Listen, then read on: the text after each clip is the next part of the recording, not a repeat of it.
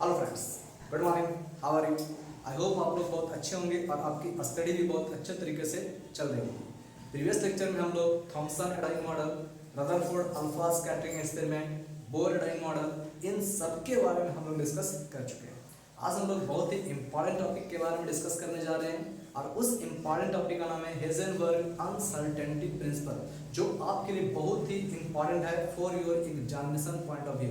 इसी कारण इसे समझना बहुत ही जरूरी है। इसके साथ साथ इसके बाद हम लोग श्रोडिंगर वेव इक्वेशन के बारे में डिस्कस करेंगे, अबाउ प्रिंसिपल के बारे में डिस्कस करेंगे। तो ये सब कॉन्सेप्ट जो है वो आपके हेज़ेनबर्ग अनसर्टेनिटी प्रिंसिपल पर ही बेस्ड है। ठीक है, तो चलिए कोशिश करते हैं कि आखिर हेज़ेनबर्ग अनसर्टेनिटी प्रिंसिपल क्या है, ऐसे समझने की कोशिश करते हैं। ठीक है, ध्यान दीजिए। हेज़ेनबर्ग अनसर्टेनिटी प्रिंसिपल, हेज़ेनबर्ग ने 1927 में, ठीक है, एक प्रिंसिपल दिया जिसे हम क्या कहते हैं, हेज़ेनबर्ग अनसर्टेनिटी प्रिंसिपल का नाम देते हैं। लेकिन यहां पर सबसे पहले हमें यह समझना है कि आखिर अनसर्टेनिटी का मतलब क्या होता है। ठीक है, अनसर्टेनिटी का मतलब क्या होता है। अनसर्टेनिटी का मतलब होता है इररनेस। ठीक है, यानी इरर। ठीक है, अनसर्टेनिटी का मतलब क्या होता है, कुछ इरर मौजूद होना। ठीक है, तो आखिर किसमें इरर मौजूद होना है ना। तो ध्यान दीजिए, हम जानते हैं कि हम अपने चारों ओर बहुत से ऐसे ऑब्जेक्ट को देखते हैं जो क्या होता है, हमारे आसपास वो क्या होता है, मूव करता है। ठीक है, यानी all moving object we see around us. हम लोग अपने चारों ओर बहुत से ऑब्जेक्ट को देखते हैं जो हमारे चारों ओर क्या होता है, मूव करता है। ठीक है, जिसमें स्पीड होता है। ठीक है, तो कहा जा रहा है यहाँ पर कि all moving object we see around us having, जिसमें क्या होता है, हैविंग वेलोसिटी। ठीक है, जिसमें क्या होता है, वेलोसिटी होता है। ठीक है, उसके साथ साथ क्या होता है, पोजीशन इन वेलोसिटी होता है। ठीक है, यानी वेलोसिटी होता है और उस ऑब्जेक्ट का एक पोजीशन भी मौजूद होता है इन वेलोसिटी। लेकिन ध्यान दीजिए, कहा जा रहा है यहाँ पर कि पोजीशन प्रेजेंट होता है इन वेलोसिटी, लेकिन इस पोजीशन को हाँ वी कांट मेजर एक्यूरेटली, लेकिन इस पोजीशन को हम एक्यूरेटली मेजर नहीं कर पाते। ठीक है, अगर कोई बड़ी का स्पीड बहुत ज्यादा हो, अगर किसी बड़ी का स्पीड बहुत ज्यादा हो, ठीक है, तो उसके पोजीशन को, तो उस ऑब्जेक्ट के पोजीशन को हम एक्यूरेटली मेजर नहीं कर सकते। ठीक है, बस इसी से रिलेटेड जो है आपका हेज़ेनबर्ग अनसर्टेनिटी प्रिंसिपल है। लेकिन हम यहाँ पर सबसे पहले समझ रहे हैं कि आखिर अनसर्टेनिटी का मतलब क्या होता है। ठीक है, अनसर्टेनिटी का मतलब क्या होता है, इररनेस। अब इररनेस किसमें, तो हम जानते हैं कि जब कोई बॉडी अगर मूव कर रहा है तो उसमें क्या होगा, पोजीशन होगा, पोजीशन इन वेलोसिटी होगा, इसके साथ उसमें मोमेंटम भी होगा। ठीक है, तो कहा जाता है यहाँ पर कि position and momentum can't be measured accurately, हम एक्यूरेटली मेजर नहीं कर सकते। ठीक है, एक्यूरेटली मेजर नहीं कर सकते। अगर कोई मैक्रोस्कोपिक पार्टिकल है, अगर कोई मैक्रोस्कोपिक ऑब्जेक्ट है, हो सकता है कि उसके स्पीड को, पोजीशन को मेजर कर ले। ठीक है, लेकिन अगर यहाँ पर ऑब्जेक्ट के रूप में कोई माइक्रोस्कोपिक पार्टिकल मौजूद हो,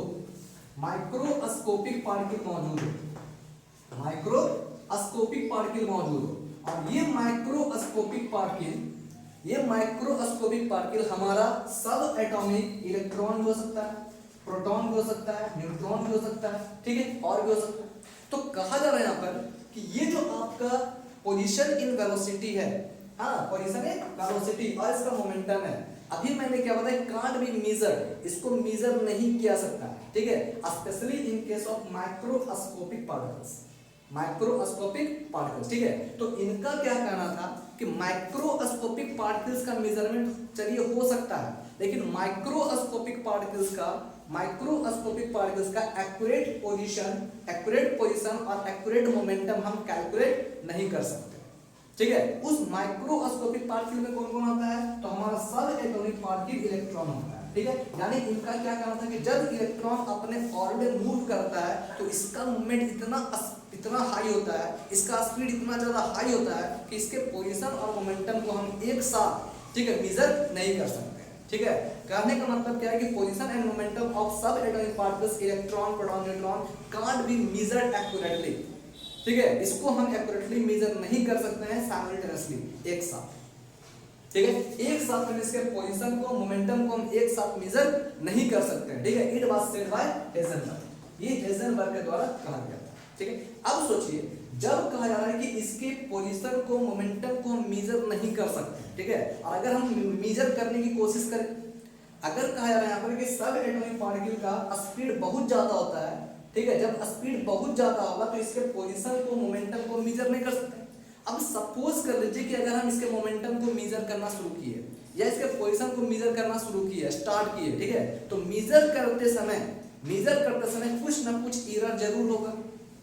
ठीक है, कुछ ना कुछ एरर जरूर आएगा। क्यों? क्योंकि कहा जा रहा है जब कि इसके accurate measurement of position and momentum is not possible. ठीक है, इसका पॉसिबल नहीं है। एक्यूरेट मेजरमेंट ऑफ पोजीशन और momentum it is not possible. अगर ये पॉसिबल नहीं है और इसको कोशिश किया जाए मेजर करने का, तो कुछ ना कुछ एरर जरूर निकलेगा। ठीक है, इसके मेजरमेंट में कुछ ना कुछ एरर जरूर निकलेगा। उसी एरर को जब इन्होंने मेजर करना शुरू किया तो उसमें कुछ एरर आने वाला था। ठीक है, उन्होंने कहा कि कुछ एरर भी हो सकता है। उसी एरर को इन्होंने क्या कहा? अनसर्टेनिटी कहा। ठीक है, उसी एरर को इन्होंने क्या कहा? अनसर्टेनिटी कहा। ठीक है, तो अब आप ये समझ चुके होंगे कि अनसर्टेनिटी का मतलब क्या होता है। ठीक है, यानी इनका सबसे मेन मतलब क्या है कि सब एटॉमिक पार्टिकल का स्पीड बहुत ज्यादा होता है और इसी कारण position and momentum of the sub atomic particles can't be measured accurately simultaneously. इसको एक साथ मेजर नहीं किया जा सकता है। ठीक है, इसी कारण इसको मेजर करने के लिए हेजनबर्ग ने 1927 में एक प्रिंसिपल दिया और इसी प्रिंसिपल को क्या कहता है? हेजनबर्ग अनसर्टेनिटी प्रिंसिपल का नाम दिया जाता है। ठीक है, इसी को जो है हेजनबर्ग अनसर्टेनिटी प्रिंसिपल का नाम दिया जाता है। ठीक है, चलिए अब ध्यान दीजिए। अब कहा जा रहा है यहाँ पर, बात कर रहे हैं यहाँ पर सब एटॉमिक पार्टिकल्स इलेक्ट्रॉन। तो इन्होंने क्या कहा कि ये जो इलेक्ट्रॉन है ना, चूंकि हम जानते हैं कि इलेक्ट्रॉन के पास मास भी होता है, मास भी होता है और ये अपने ऑर्बिट में क्या होता है? बहुत ही हाई स्पीड से मूव भी करता है। ठीक है, तो जब कहा जा रहा है कि जब इलेक्ट्रॉन अपने ऑर्बिट में हाई स्पीड से मूव करता है तो वो एक वेव नेचर को शो करता है।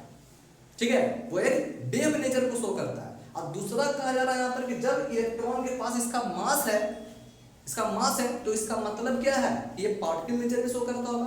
यानी ये जो इलेक्ट्रॉन है ये क्या करता है? वेव नेचर को भी शो करता है और दूसरा क्या है? पार्टिकल नेचर को भी शो करता है।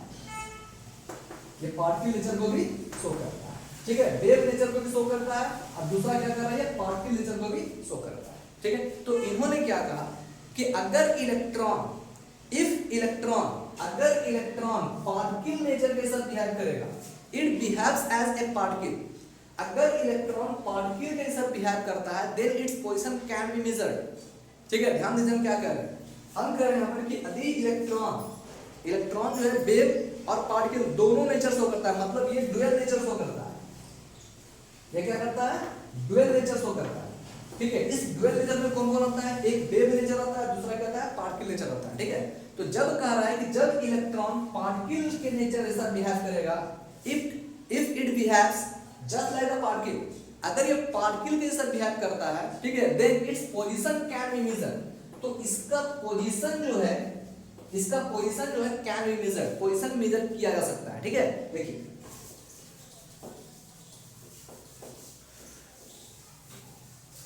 ठीक है, यानी इन्होंने क्या कहा कि जब इलेक्ट्रॉन अगर पार्टिकल के जैसा बिहेव करता है, यानी पार्टिकल नेचर शो करता है, ठीक है, तो जब कह रहे हैं it act as a particle, अगर ये पार्टिकल जैसा एक्ट कर रहा है, अगर बिहेव कर रहा है, ठीक है, तो इन्होंने क्या कहा कि the position of electron can be measured if it behaves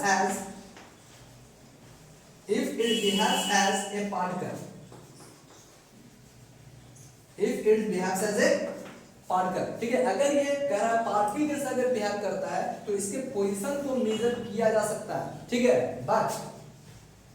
but momentum can't be measured, but momentum can't be measured accurately, ठीक है। लेकिन इसके मोमेंटम को हम मेजर नहीं कर सकते, ठीक है। इसके मोमेंटम को मेजर नहीं कर सकते। अगर ये पार्टिकल के साथ बिहेव करता है तो इसके पोजीशन को मेजर कर सकते हैं, पोजीशन को मेजर कर सकते हैं, ठीक है। लेकिन इसके मोमेंटम को हम एक्यूरेटली मेजर नहीं कर सकते, ठीक है। तो इसका मतलब क्या हो गया कि यहां पर जो मोमेंटम अगर मेजर किया जाएगा तो इसके मोमेंटम में कुछ ना कुछ एरर जरूर आएगा, ठीक है। कुछ ना कुछ जरूर एरर आएगा, ठीक है। तो अगर मोमेंटम को हम p से अगर डिनोट करें, ठीक है, अगर मोमेंटम को अगर हम p से डिनोट करें, ठीक है, तो अनसर्टेनिटी इन मोमेंटम, ठीक है, अनसर्टेनिटी इन मोमेंटम क्या हो जाएगा मेरा डेल p होगा, ठीक है। क्यों? क्योंकि कहा जा रहा है यहां पर, ध्यान दीजिए, कहा जा रहा है यहां पर कि अगर पोजीशन, अगर कह रहा है यहां पर कि इलेक्ट्रॉन अगर पार्टिकल के साथ बिहेव करता है तो इसके पोजीशन को मेजर किया जा सकता है, लेकिन मोमेंटम को मेजर नहीं किया जा सकता। तो जब मोमेंटम को मेजर नहीं किया जा सकता है तो अगर हम मोमेंटम को मेजर का कोशिश करें, अगर मोमेंटम को मेजर करने का कोशिश करें तो यहाँ पर क्या होगा, मोमेंटम का वैल्यू में कुछ ना कुछ एरर जरूर मौजूद होगा, है ना, कुछ ना कुछ एरर जरूर मौजूद होगा, ठीक है। और उसी एरर को हम क्या करते हैं, अनसर्टेनिटी करते हैं। तो अनसर्टेनिटी को इंडिकेट करने के लिए हम इस डेल साइन का यूज करते हैं, ठीक है। इस एरर को इंडिकेट करने के लिए, अनसर्टेनिटी को इंडिकेट करने के लिए हम इस डेल साइन का यूज करते हैं, ठीक है। तो अब कह रहे हैं यहाँ पर कि अनसर्टेनिटी जो है, एररनेस जो है वो किसमें है, मोमेंटम में, क्योंकि मोमेंटम यहाँ पर एक्यूरेट मेजर नहीं हो रहा है, ठीक है। इसी कारण हम इसको क्या करते हैं, डेल p करते हैं, ठीक है। यानी इसको हम रीड क्या करेंगे, uncertainty in momentum, uncertainty in momentum, यानी इसे हम इंडिकेट करते हैं अनसर्टेनिटी इन मोमेंटम। आया समझ में, है ना। अब ध्यान दीजिए, उसी प्रकार इन्होंने क्या कहा कि जब इलेक्ट्रॉन अगर वेव के जैसा नेचर शो करे, ठीक है, अगर इन्होंने क्या कहा कि इफ इलेक्ट्रॉन या सब एटॉमिक पार्टिकल्स या इलेक्ट्रॉन, ना, तो कहता है कि इफ इलेक्ट्रॉन या सब atomic particles behaves as a wave, then its momentum can be measured, but its position in orbit can't be measured, है ना, यहां लिखते हैं, है ना, can't be measured accurately,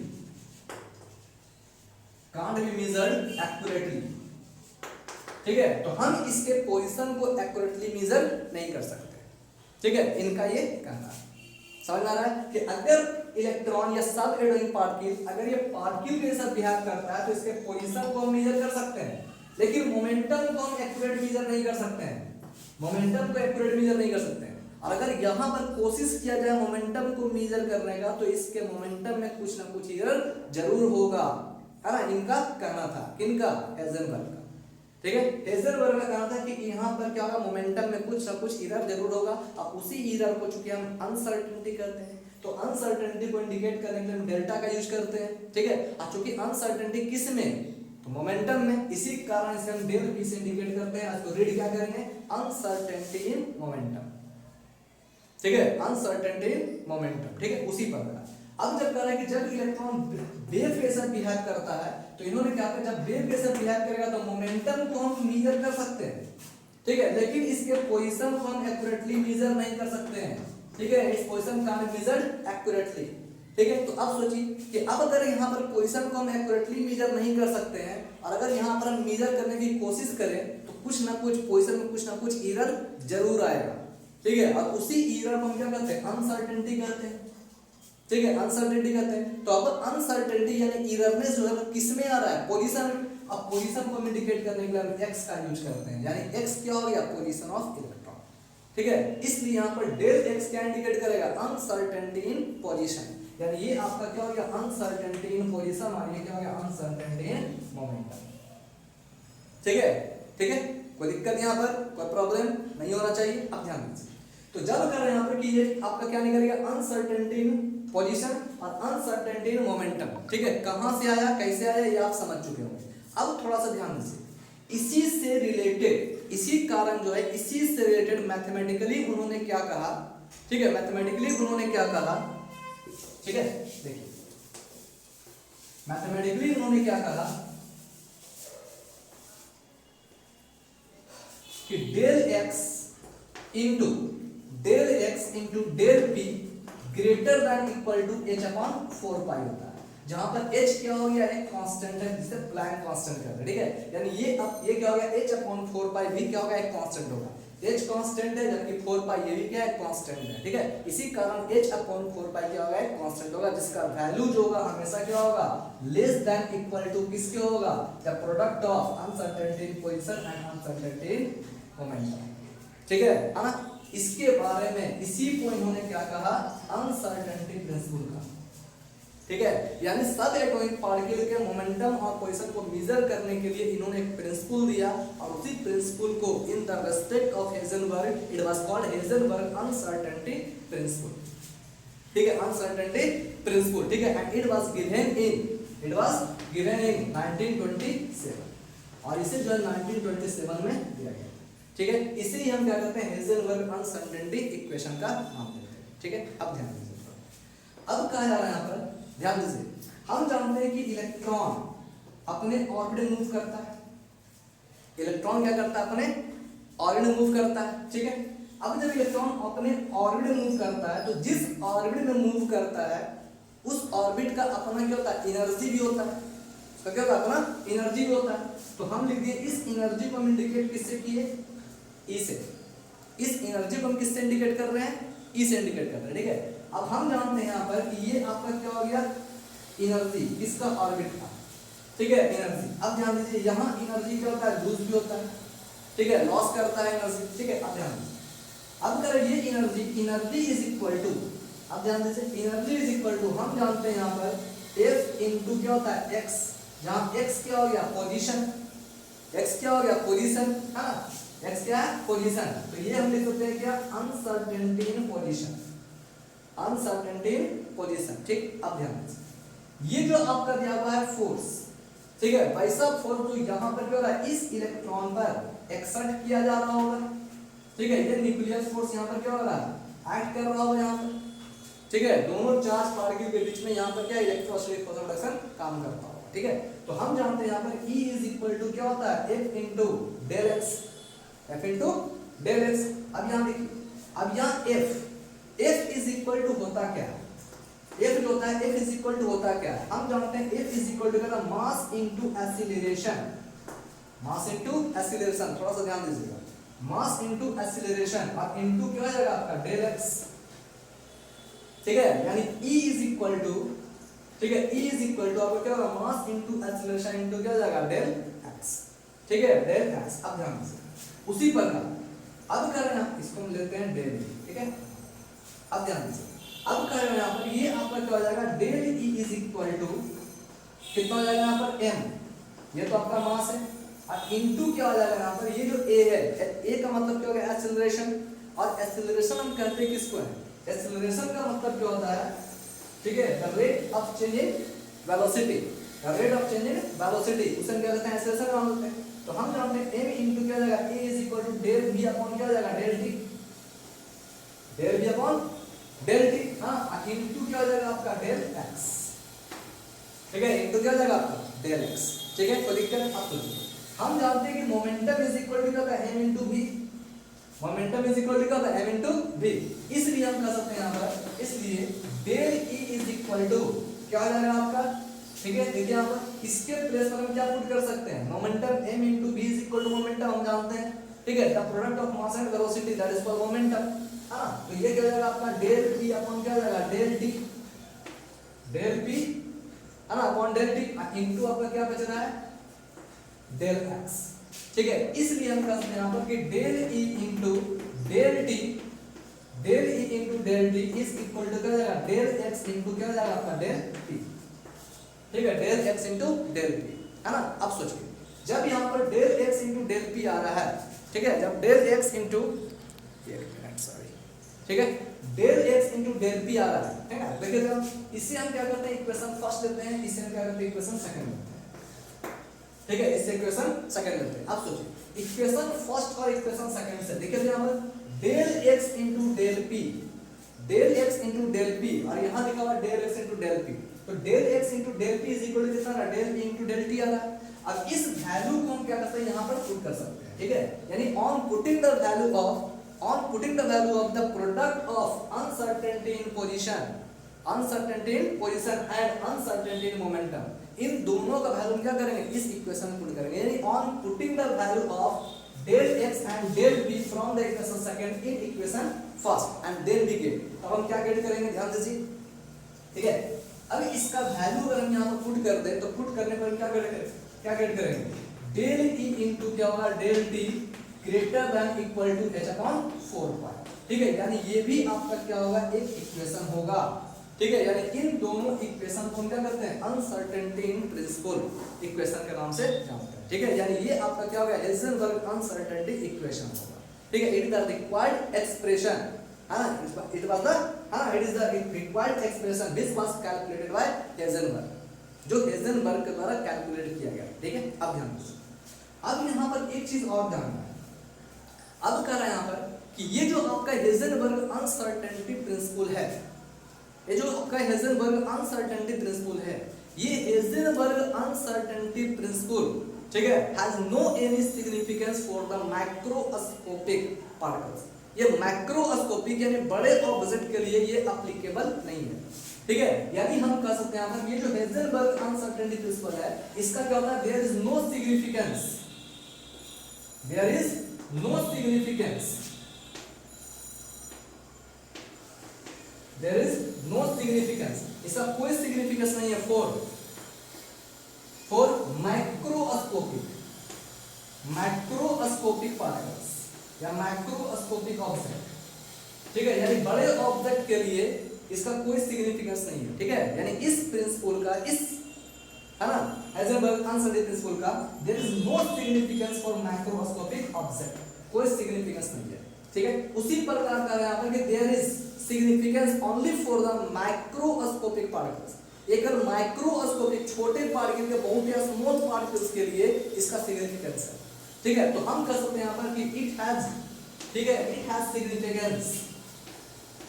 has significance only for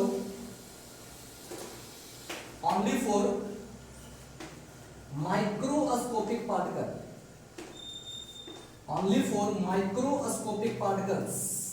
ठीक है, माइक्रोस्कोपिक पार्टिकल्स के लिए केवल इसका यूज होता है। ये जो हेल्जेनबर्ग अनसर्टेनिटी प्रिंसिपल जो है, ये जो यूज होता है वो कहाँ यूज होता है, ओनली फॉर माइक्रोस्कोपिक पार्टिकल्स, ना कि माइक्रोस्कोपिक पार्टिकल। माइक्रोस्कोपिक पार्टिकल कौन है, subatomic particles, electron, proton, neutron, meson, positron, इन सब के लिए जो है हम किसका यूज करते हैं, हेल्जेनबर्ग अनसर्टेनिटी प्रिंसिपल का नाम देते हैं। हाँ, इस प्रिंसिपल का यूज करते हैं। ठीक है, तो एक आपको याद रखना है, ये का याद रखना है। ठीक है, नेक्स्ट क्या याद रखना है, ध्यान दीजिए।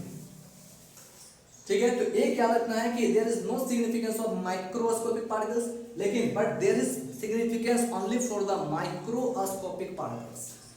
ठीक है, माइक्रोस्कोपिक पार्टिकल्स। ठीक है, नंबर नेक्स्ट ध्यान दीजिए, कहा था there is no significance of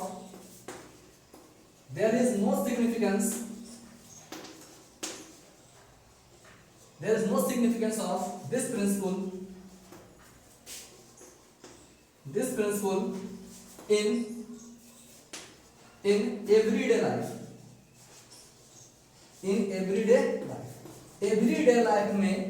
everyday life में इसका कोई सिग्निफिकेंस नहीं है। ठीक है, एवरीडे लाइफ में इसका कोई सिग्निफिकेंस नहीं है, क्योंकि कोई ऐसा उतना छोटा पार्टिकल्स नहीं है, है ना, जिसका स्पीड या जिसके पोजीशन को हमको मेजर करना पड़े। ठीक है ना, तो correct, there is no significance of this principle in everyday life. ठीक है, उसके बाद चूंकि हम जानते हैं कि हेल्जेनबर्ग अनसर्टेनिटी प्रिंसिपल क्या कहता है, हेल्जेनबर्ग अनसर्टेनिटी प्रिंसिपल कहता है कि डेल एक्स इनटू क्या होगा, del p greater than equal to h upon 4। ठीक है, तो आखिर अब इनका मतलब क्या, ध्यान दीजिए, इन्होंने और क्या कहा, इन्होंने कहा कि अगर सपोज कर लीजिए यहाँ पर कि ये जो अनसर्टेनिटी प्रिंसिपल है, अनसर्टेनिटी पोजीशन है, अगर अनसर्टेनिटी इन पोजीशन ऑफ ए सब एटॉमिक पार्टिकल्स अगर बहुत ही कम हो, ठीक है। अगर करा इसका वैल्यू जो है बहुत ही कम है, इट इज सो स्मॉलर, अगर इसका वैल्यू अनसर्टेनिटी इन पोजीशन अगर बहुत ही स्मॉलर वैल्यू होगा, है ना, स्मॉलर वैल्यू होगा, तो यानी ये जो आपका अनसर्टेनिटी इन मोमेंटम होगा बहुत ही लार्जर होगा, ठीक है, इट बिकम्स लार्जर। अगर इसका वैल्यू अगर बहुत ही स्मॉलर है, ठीक है, अगर डेल्टा एक्स का वैल्यू, अगर हमारा डेल्टा एक्स का वैल्यू बहुत ही स्मॉलर है, देन इट बिकम्स लार्जर, तो ये बहुत ही ज्यादा लार्ज है, ठीक है। उसी प्रकार अगर इसका वैल्यू अगर स्मॉलर आ रहा है, अगर कैलकुलेशन में मेजरमेंट में अगर डेल टी का वैल्यू बहुत ही स्मॉलर आ रहा है, तो इसका वैल्यू क्या हो जाएगा, इंक्रीज हो जाएगा, बहुत ही ज्यादा लार्ज हो जाएगा, ठीक है, बहुत ही ज्यादा लार्ज होगा। लेकिन दोनों का जो प्रोडक्ट होगा वो always greater than equal to h upon 4 pi होगा, ठीक है, ये कभी भी लेस देन नहीं हो सकता, ये ग्रेटर देन हो सकता है, इक्वल हो सकता है, लेकिन कभी भी लेस देन नहीं हो सकता, ठीक है, अकॉर्डिंग टू हेज़ेनबर्ग अनसर्टेनिटी प्रिंसिपल, ठीक है। तो याद रखना यहाँ पर कि ये जो हेज़ेनबर्ग अनसर्टेनिटी प्रिंसिपल है ये एप्लीकेबल कहाँ पर है, केवल सब एटॉमिक पार्टिकल्स के लिए, माइक्रोस्कोपिक पार्टिकल्स के लिए, ठीक है, यानी माइक्रोस्कोपिक पार्टिकल्स के पोजीशन और मोमेंटम को मेजर करने में हम हेज़ेनबर्ग अनसर्टेनिटी प्रिंसिपल का यूज करते हैं, ठीक है। लेकिन अब क्वेश्चन राइज होता है कि जब माइक्रोस्कोपिक पार्टिकल्स का हम पोजीशन, ठीक है, हम ये मेजर कर रहे हैं, ठीक है, मेजर कर रहे हैं, तो उसमें भी क्या हो रहा है, एक्यूरेट मेजरमेंट नहीं हो रहा है, ठीक है। अगर यहाँ पर पोजीशन निकल रहा है तो मोमेंटम क्या हो रहा है, मोमेंटम कम होगा या ज्यादा होगा, अगर इसका वैल्यू जब कम होगा तो इसका वैल्यू क्या होगा, ज्यादा होगा, ठीक है ना। लेकिन दोनों का वैल्यू क्या होगा, greater than equal to h upon 4 pi होगा, ठीक है ना। अब इन्हीं सबसे रिलेटेड एक्यूरेट वैल्यू को निकालने के लिए श्रोडिंगर ने एक वेव इक्वेशन दिया, ठीक है। तो अब हम लोग इसके बाद जो है श्रोडिंगर वेव इक्वेशन के बारे में डिस्कस करेंगे, उसमें देखेंगे कि आखिर क्लासिकल मैकेनिज्म क्या है, ठीक है, classical mechanism in Schrodinger wave equation क्या है, ठीक है, उसमें न्यूटन ने क्या कहा, ठीक है। तो अब हम इसके बाद जो है नेक्स्ट लेक्चर में डिस्कस करेंगे अबाउट श्रोडिंगर वेव इक्वेशन। तब तक के लिए इजी केमिस्ट्री के साथ जुड़े रहें, लेकिन प्लीज लाइक शेयर और सब्सक्राइब जरूर करें। Thank you.